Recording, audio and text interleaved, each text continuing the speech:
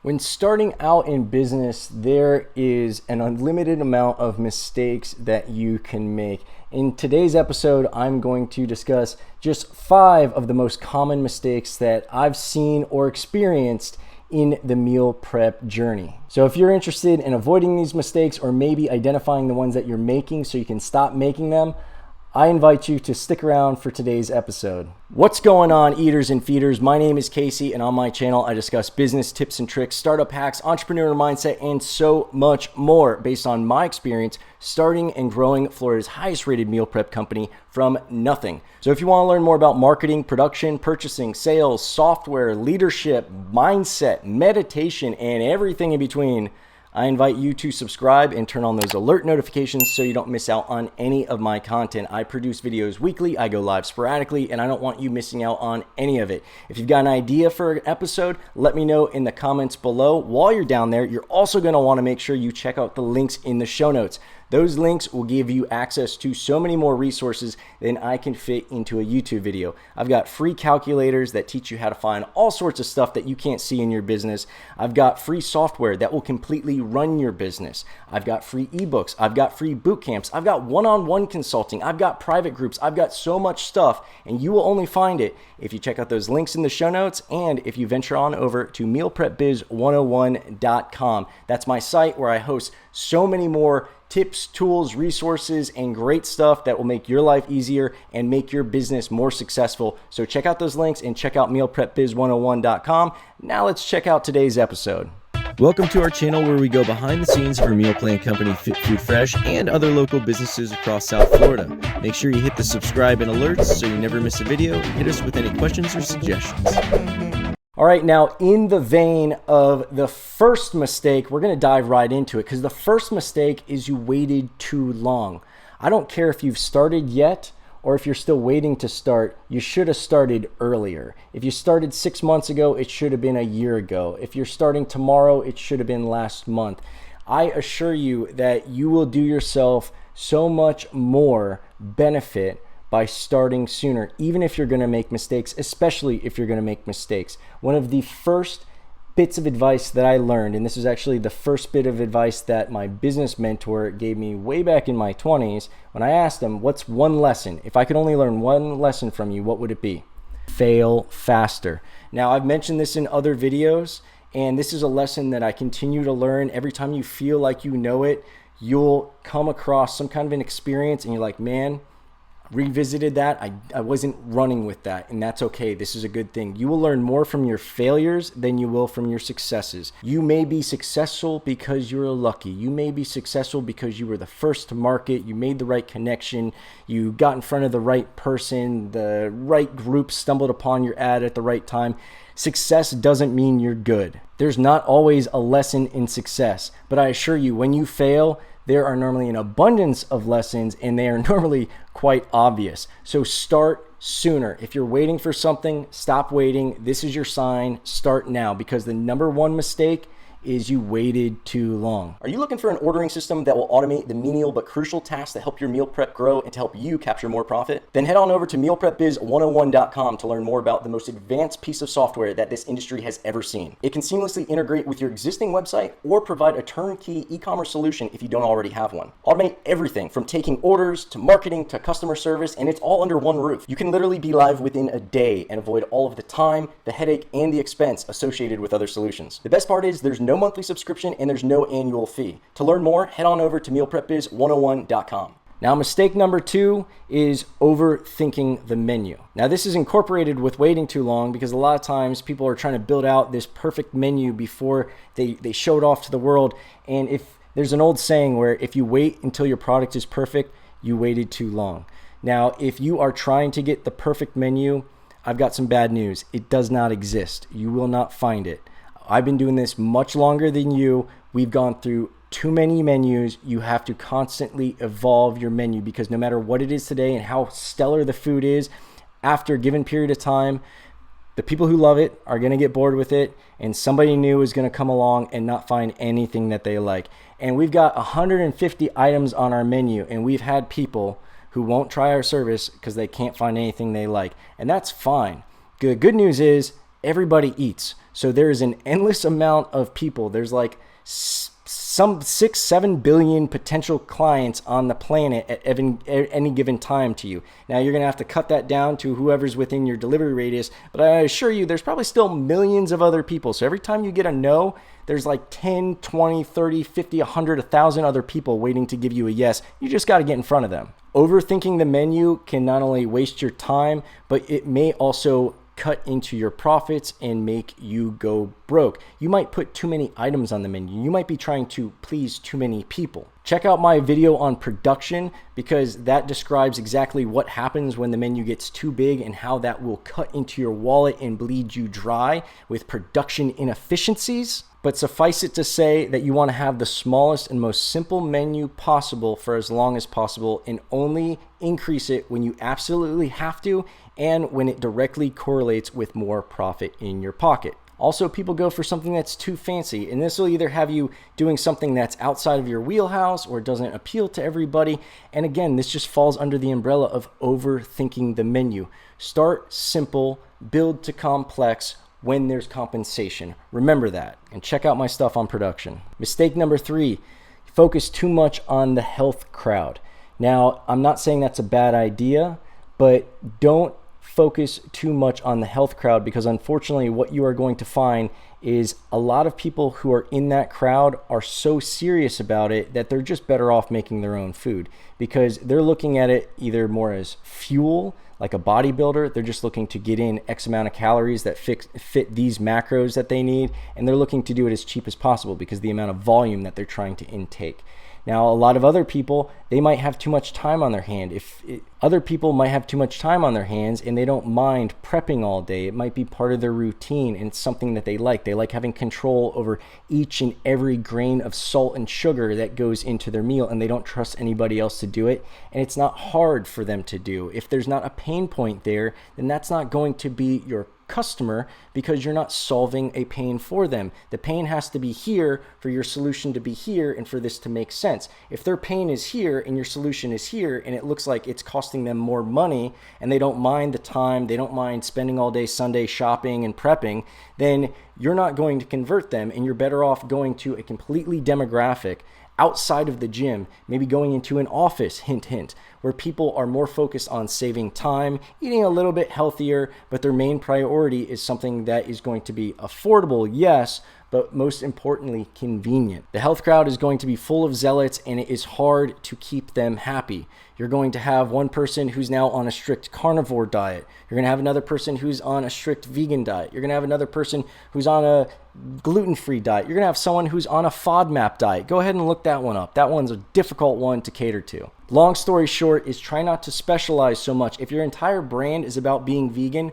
go for it. Do that. If your entire brand is about being keto, go for it. Do that. But realize that you are putting yourself into a niche, and there's a lot of other people in this omnivore crowd who are just looking to save some time and eat something a little bit healthier that still tastes good. Stay within a sustainable delivery zone. The more dense your deliveries, the more efficient they're going to be, the more effective your customer service is going to be, because you'll be able to fix stuff faster, and the more profitable your deliveries can actually be. And by the way, while we're talking about it, make sure you're charging for your deliveries.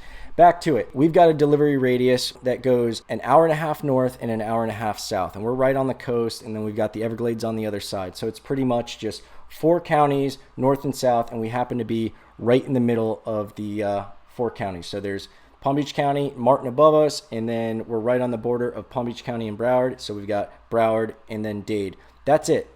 And we've gradually expanded that. At first, it was just Palm Beach County. Then it was Broward. So again, we're right between Palm Beach and Broward. Palm Beach was kind of our home. That's where we're from. Then we added Broward, and then that was it. Then we added Miami just because there's so many people in Miami and the demand there justified it. But we weren't driving to Miami for one person. We waited until we had at least 5 people to make it worth the trip, to at least break even on the delivery fees that we were paying to be able to reach those people. And that's what I would suggest. There's too many meal prep companies, especially when you're small, and you've got someone who's outside of your delivery radius, but they work with someone who's bringing the food to the office, and you're able to, target the office, you're able to target that one customer, but now this other guy is just 20 miles north, and you make that exception. And there's been times where we've done that and we've hated that.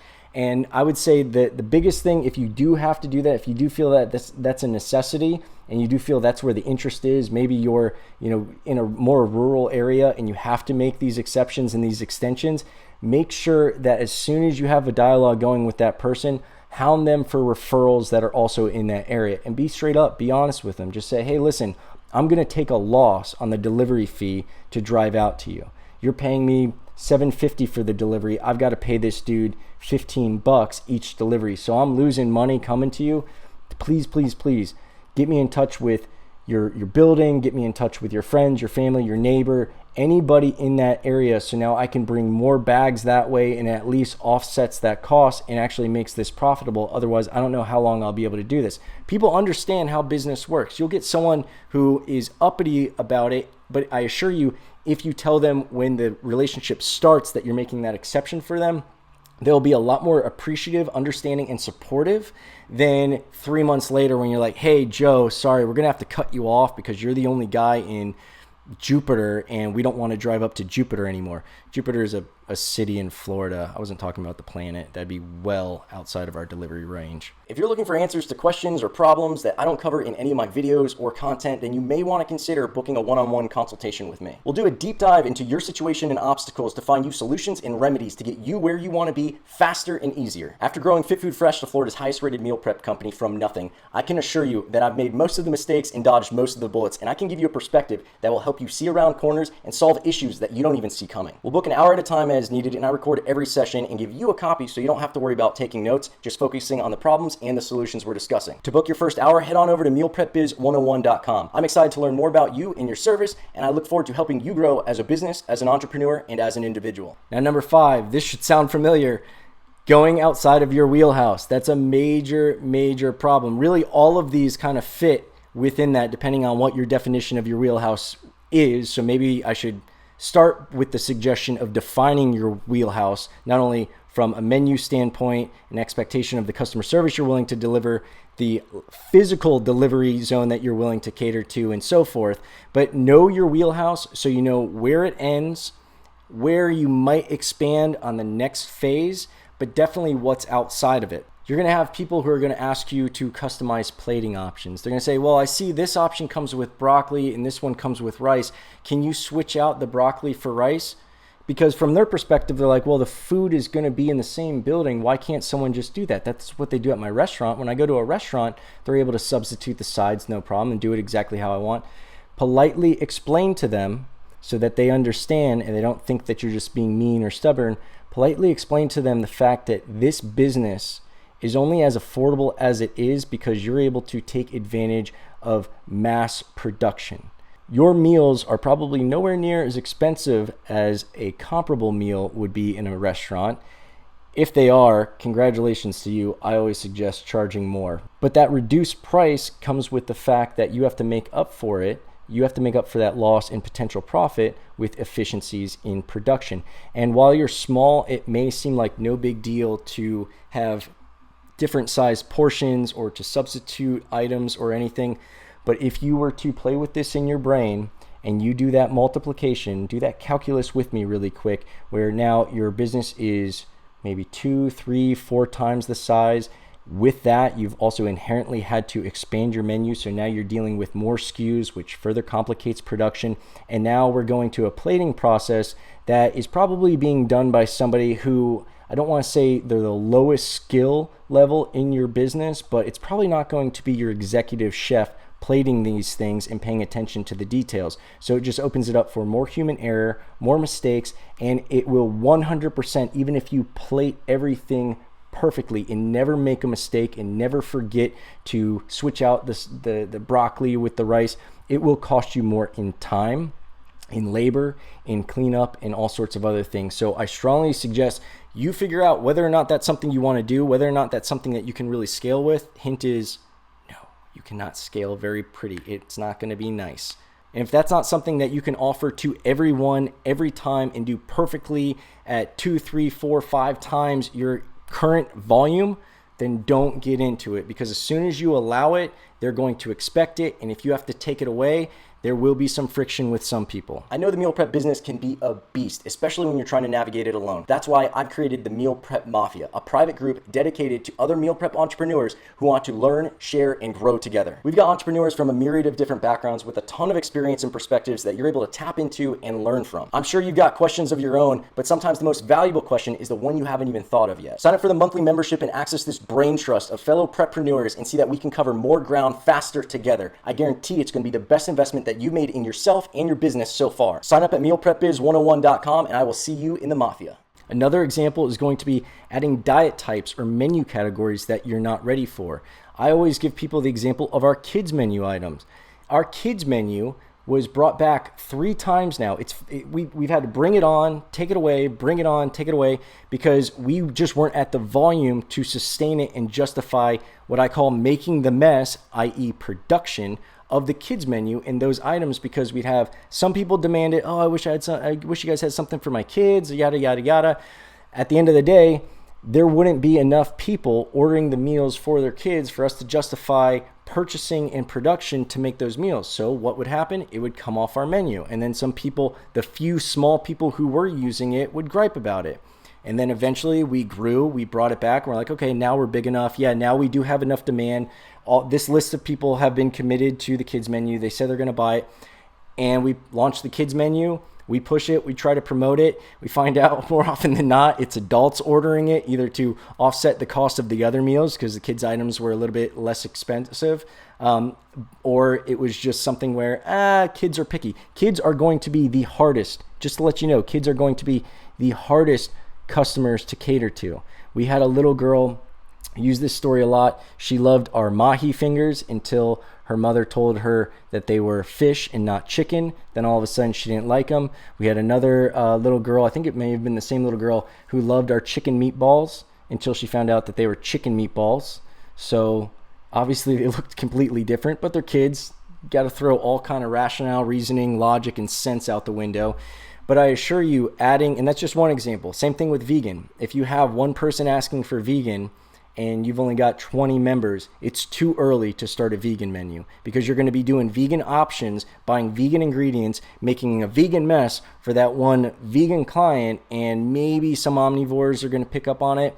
But unless they can commit to X amount to justify the volume and everything else, it's not worth adding that menu item, that menu category on your list. Now, maybe you could start incorporating 1 or 2 items on there and slowly get into it, see what the demand is, test the waters. But if you commit to 10 vegan items being on your menu of 30 meals now, 1/3 of your menu is going to be dead weight. You're going to have some items that don't get any orders. You might have a vegan lasagna or vegan meatloaf where you get 1 order. Now you got to not only buy all those supplies, make all that mess, but you got 1 serving that's been ordered and you had to make a whole tray of lasagna or a whole tray of meatloaf. Bad news bears. So again, just to do a quick recap, we've got number 1, you waited too long. Number 2, you overthought the menu. Number 3, you focused too much on the health crowd. Number 4, went outside your delivery radius, or you made your delivery radius too big. And number 5, you went outside your wheelhouse. Those are the 5 I'm going to leave you with. If you have any other rules, tips, or anything else that you've experienced and you realize is a drastic mistake, or maybe one of these items is like a kind of moment for you, let me know in the comments below. I always like to know these things. But until the next episode, I will look forward to helping you grow as a business, as an entrepreneur, and as an individual.